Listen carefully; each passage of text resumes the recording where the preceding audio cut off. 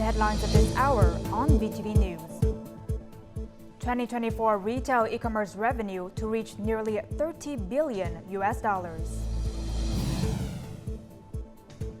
And heavy rain hits Lạng and Hà Giang provinces.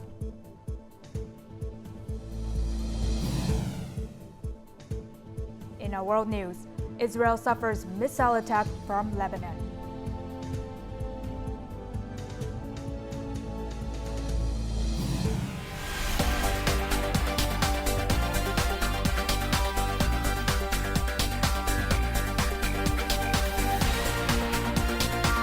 Broadcasting from Hanoi, the capital of Vietnam. VTV News starts right now. Hello, it is 3 p.m. local time and you're watching VTV News. I'm Huyền Trân with the top stories. The Central Public Security Party Committee held a conference for the first half of 2024 on Thursday morning in Hanoi. State President Tô Lâm and Prime Minister Phạm Minh Chính, both members of the Central Public Security Party Committee, attended the conference. In his opening speech, Senior Lieutenant General Lương Tam Quang, Secretary of the Central Public Security Party Committee and Minister of Public Security, outlined the conference's agenda key items. These include evaluating the results, reviewing the leadership in executing political tasks from the beginning of the year, and setting key tasks and solutions to realize the 2024 work program. The conference also reviews the implementation of some public security policies and proposes revisions to the functions and tasks of some units within the ministry. Feedback was given on several reports, including the 5-year summary report on the implementation of Politburo Resolution No. 48 from 2019, and the summary report on the proposal to amend and supplement Government Decree No. 01 from 2018, which defines the functions, task, authority, and organizational structure of the Ministry of Public Security, along with other important issues. Now, a seminar aiming to enhance customer protection in banking services was held on Thursday morning. The event was jointly organized by the State Bank of Vietnam, the Ministry of Public Security, the Ministry of Information and Communications, and the Network of Credit Institutions. The seminar also evaluated the effectiveness of biometric authentication, which has been implemented over the past 3 days. Since then, 16.6 million bank accounts have been officially authenticated. While biometric authentication is only mandatory for transactions over $392, such transfers only accounted for about 8%. However, people making smaller transfers have also set up biometric authentication for safety. According to the Ministry of Public Security, biometric authentication helps prevent unauthorized access to bank accounts, even if a customer's phone is infected with malware or compromised. Banks are also continuously monitoring and addressing issues with photo usage and deepfake technology. The Information Technology Department of the State Bank of Vietnam has a system linked to credit institutions and lists of scam accounts collected by the Ministry of Public Security to promptly direct suspicious accounts and also provide early warnings to users.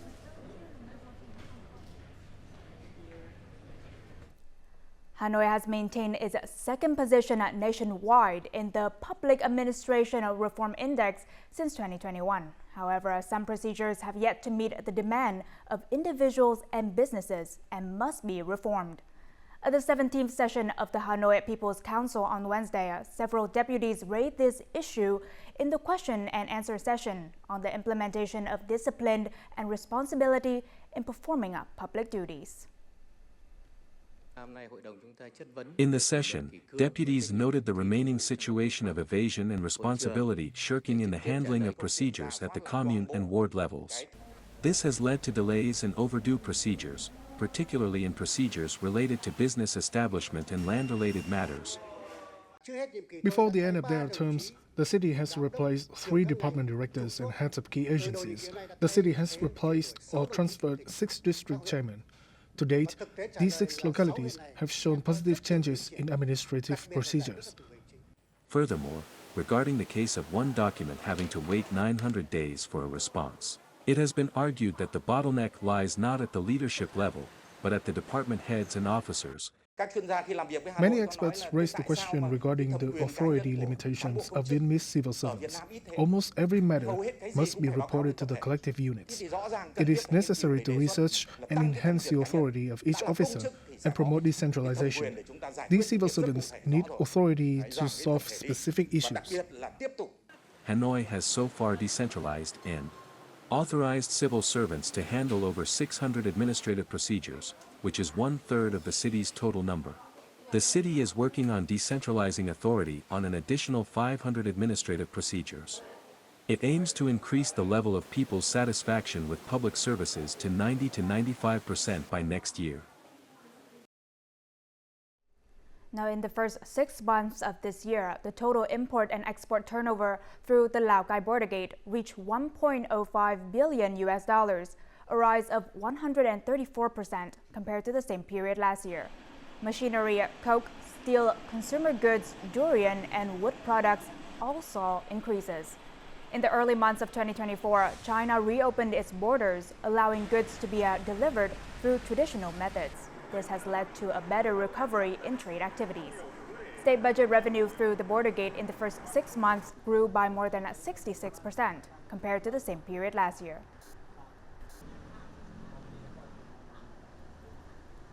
It is forecast that the total retail e-commerce revenue for goods in 2024 could grow to nearly $30 billion, a 45% increase compared to the same period last year.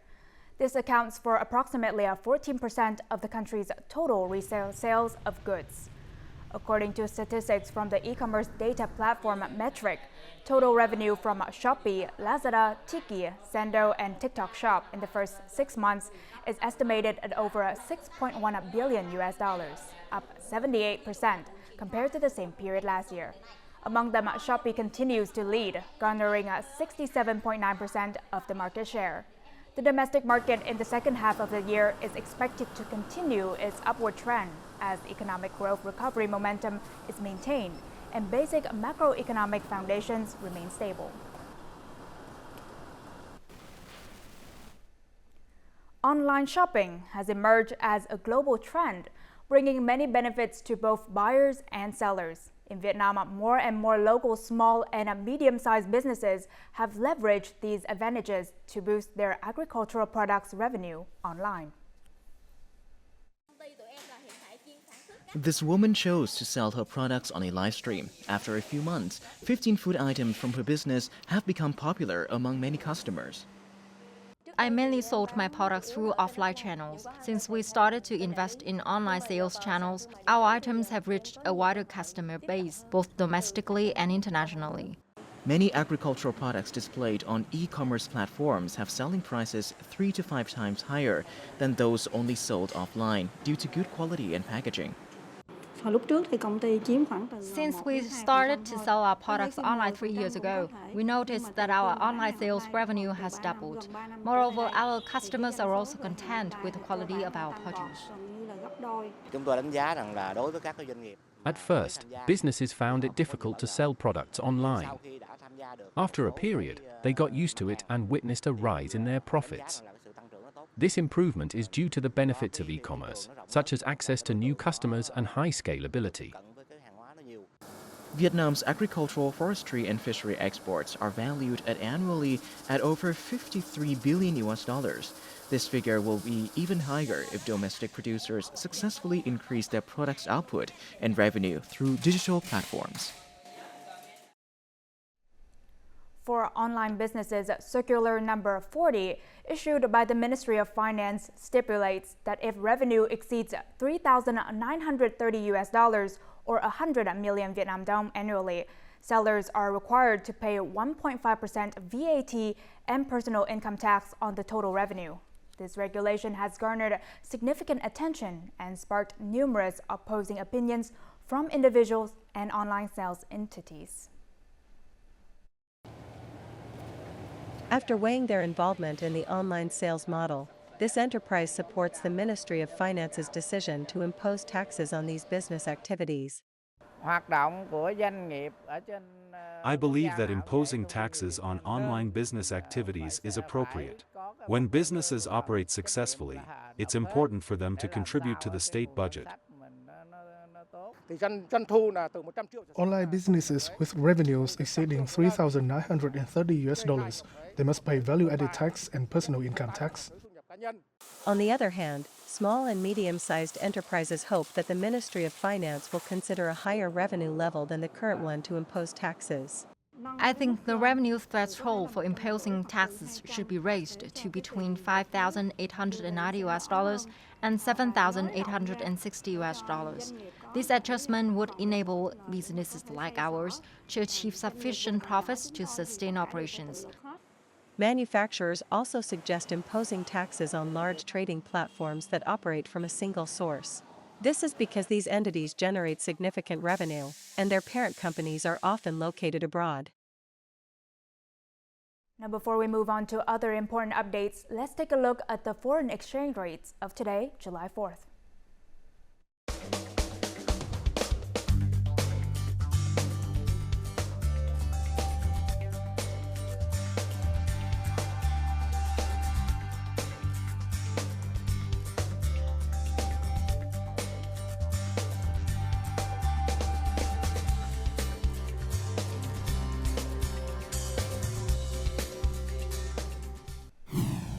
Coming up next on VTV News. Northern localities ensure safety of water transportation during a rainy season. An increase in pensions secures retirees' well-being.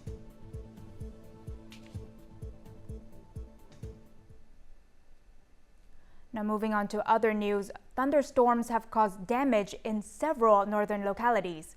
In Buksan District, Lạng Province, rainfall peaked at 108 millimeters on Wednesday morning, leading to landslides and flooding that disrupted traffic and damaged 12 houses. Local authorities have mobilized affected families to safer locations and are addressing the agricultural damage spanning over 340 hectares. In Hà Giang, heavy rain has occurred since Tuesday.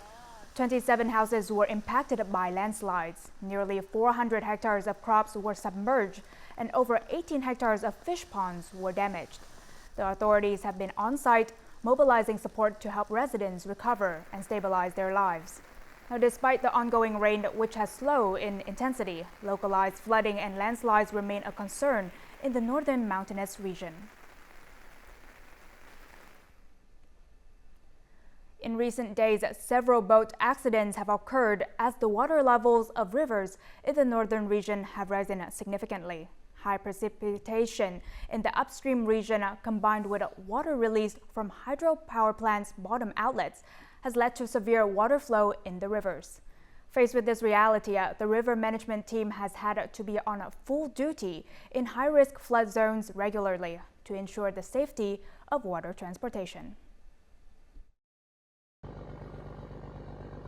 During the onset of this year's flood season, incidents such as a boat crashing into a bridge pier and capsizing occurred due to high river water levels and turbulent flows. In response, the Inland Waterway Management Force in northern rivers deployed personnel to safeguard boat operations in high-risk flood zones. Boats can easily capsize, hit the bridge pillar, or lose control, affecting other vehicles on the river. The force will provide support when it receives any reports of distress from vehicle owners. This spot poses many risks for vehicles operating on the Luang River. When the water rises, the biggest risk here is that a boat can lose control of its steering direction and crash into the bridge pillar. We have experience driving vehicles on the river. However, when navigating near dangerous zones, we feel much safer when receiving guidance from the Waterway Management Force. During the 2024 flood season, we will deploy one ship and one canoe in high-risk areas to prevent vehicles from drifting and crashing into the bridge. We will also place buoys and warning signs to help vehicles owners avoid accidents. Currently, all inland waterways in the north are under great pressure from rising water, hindering water transport activities. To deal with this situation, inland waterway safety forces are being maximized to maintain safety for both vehicles and bridges across rivers. The National Assembly has approved the government's proposal to increase pension and social insurance benefits by 15% starting July 1st this year. More than 3.3 million people have had their pensions and social insurance benefits adjusted since July, with a 15% increase carefully calculated to ensure the well-being of retirees. Retired since 2008, Theo has had his pension increased more than a dozen times. Compared to his initial retirement, his pension has increased fourfold. Getting a raise makes me very excited. A higher income means I can spend more comfortably. From 1995 to the present, there have been 24 pension adjustments, increasing 21 to 26 times compared to the 1995 pension level. Currently, retirees have an average benefit of $220 per month. In recent years, the average increase has been only 7 to 8%. A 15% increase demonstrates the efforts of the party and state. According to the National Assembly Social Affairs Committee, the 15% pension increase is higher compared to the Consumer Price Index and economic growth. An increase of 11.5% in pension is equal to the 30% increase of base salary for officials, civil servants, and public employees. After many considerations, the final increase is 15%. The increase in pensions represents the party and state's determination to ensure harmony and sharing between people who are paying social insurance and those receiving pensions or social insurance benefits, between the state sector and the non-state sector, and between generations participating in and benefiting from policies. More than 5 kilometers from the commune center is the village of the Hmong ethnic group, located in Khâu Bum Hamlet, Vô Điểm Commune, Bắc Quang District, Hà Giang Province. Now, for the past 40 years, more than 90% of Hmong people from Hoàng Su Phie, Xím Mần, have settled in this land. Since 2021, along with the recognition of Protestant religious activities, a special model has been established to help them change their ways of thinking and gain better income. The Hmong People's Village in Khâu Bum Hamlet has 22 households, with more than half classified as poor or near poor. Therefore, the special model of Hmong villages is a solution for them to escape poverty. The model includes the 3 don'ts: don't follow strange religions, don't violate the law, and don't follow backwardness. And the 5 do together: build the political system together, ensure security and order together, develop the economy together, preserve and promote cultural identity together, and protect the environment together. Thanks to the government support, our family now earns $2,357 per year. We let people sign commitments to ensure security and order, not follow strange religions, and work together to develop the socio-economic situation. With new livestock and crop models being deployed, the Hmong people's lives have changed.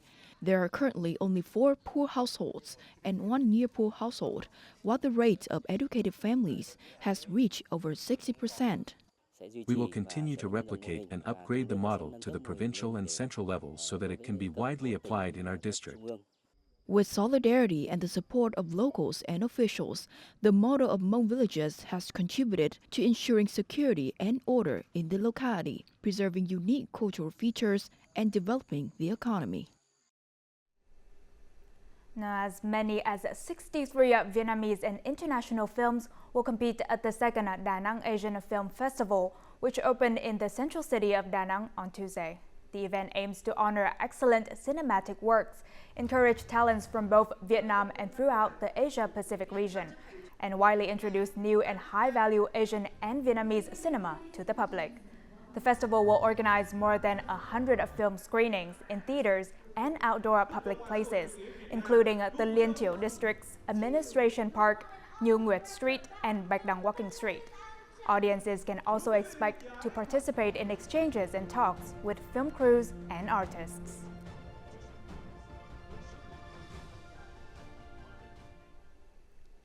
Beating out 8 million other destinations, the full-day tour to Ninh from Hanoi has been named among the top 10 experiences in the world for 2024 by TripAdvisor readers. The world's largest travel platform urges readers to escape the hustle and bustle of Hanoi for a day to immerse themselves in natural beauty through a tour of Ninh, during which visitors can walk, bike, and cruise through picturesque villages, with opportunities to take photos at many scenic spots. In recent years, Ninh has consistently ranked among the top of many surveys on prestigious international travel websites. The Ninh Tourism Week held last June also attracted nearly 300,000 visitors, including more than 60,000 international tourists.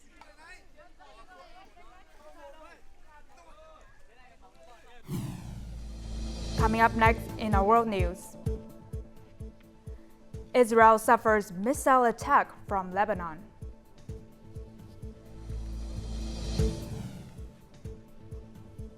And Shanghai Cooperation Organization Summit kicks off in Kazakhstan.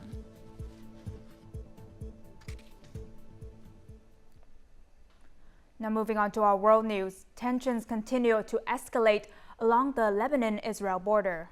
Hezbollah forces in Lebanon on Wednesday launched about 100 Katyusha rockets at 2 Israeli military positions in response to the killing of a Hezbollah leader in an Israeli attack. The Israel Defense Forces confirmed that at least 100 rockets were fired from Lebanon into northern Israel and the northern Golan Heights. Israel's air defense system intercepted some of the rockets, and no casualties were recorded after the attack. Earlier the same day, Naameh Nasser, one of Hezbollah's top commanders in southwestern Lebanon, was killed in an Israeli missile attack. In recent days, the exchange of attacks between Israel and Hezbollah has increased, raising international concerns about the risk of conflict spreading in the region. The Shanghai Cooperation Organization, or SCO, summit is taking place in Astana, the capital of Kazakhstan, on July 3rd and 4th. This is the first time the SCO summit has been convened in the SCO Plus format, with the participation of member states, observers, dialogue partners, and the United Nations Secretary General. With the slogan "Strengthening Multilateral Dialogue, Striving Towards Sustainable Peace and Prosperity," this year's SCO summit marks an important turning point, aiming to strengthen economic cooperation and security strategy and admit new members. Established in 2001, the SCO aims to become an effective multilateral cooperation mechanism, playing a key role in the Eurasian region. SCO member states have stepped up cooperation in regional economic initiatives, such as the integration of the China-led Belt and Road Initiative and the Russia-led Eurasian Economic Union, while maintaining regional security as one of the top priorities. 50 million British voters began voting on Thursday, July 4th, to elect 650 members of parliament after a 6-week campaign by political parties. The vote will last from 7 a.m. to 10 p.m. local time, and the vote counting will begin immediately after the polls close. The British people are expected to know who the next leader of the United Kingdom will be by early Friday morning, when most constituencies complete the vote counting. Polls of voting intentions all show that the Labour Party, which has lost the previous 4 consecutive elections, is surpassing the ruling Conservative Party. The election campaign has revolved around 3 main topics: healthcare, purchasing power, and tax, and illegal immigration. Since leaving the European Union, many problems in the UK have not improved and has ever been worsened. The country's free healthcare system is increasingly overburdened due to the lack of doctors and nurses, while the number of illegal immigrants to the UK continues to increase. Breaking away from the European single market has also had a negative impact on British businesses and indirectly affected the purchasing power of British people.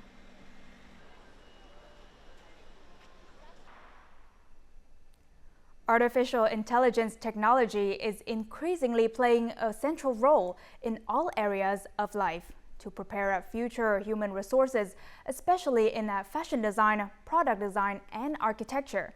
Singapore is using artificial intelligence to train their students. More on this in the following.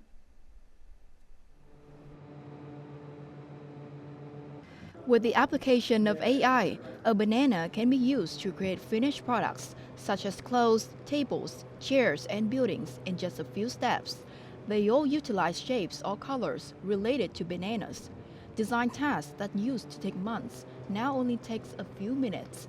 This is a design training model using AI technology at Temasek Polytechnic, Singapore.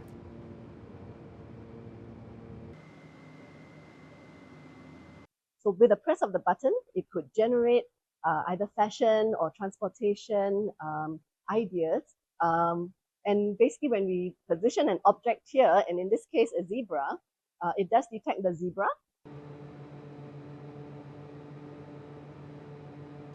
According to the Design Singapore Council, the AI application has been tested since 2022 to enhance creative thinking in students. So far, over 3,700 students from more than 70 schools have participated in training models like this.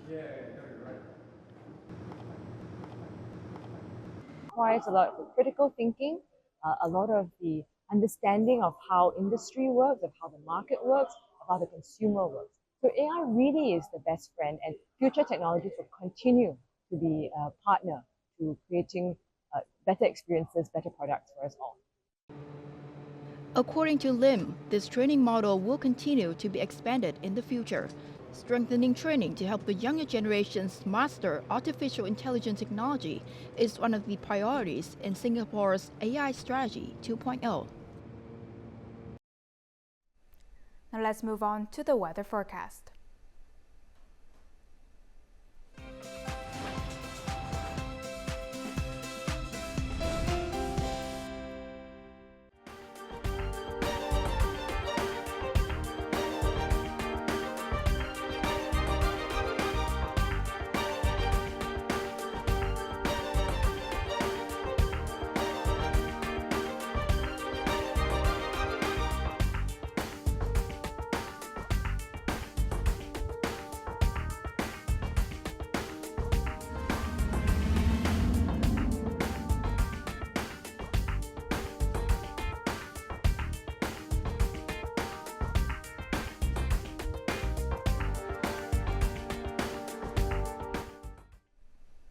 And that's all the news we have for this hour. To rewatch our program, you can download our mobile app VTVgo or check out our YouTube channel VTV4Go. Thank you for watching and see you next time.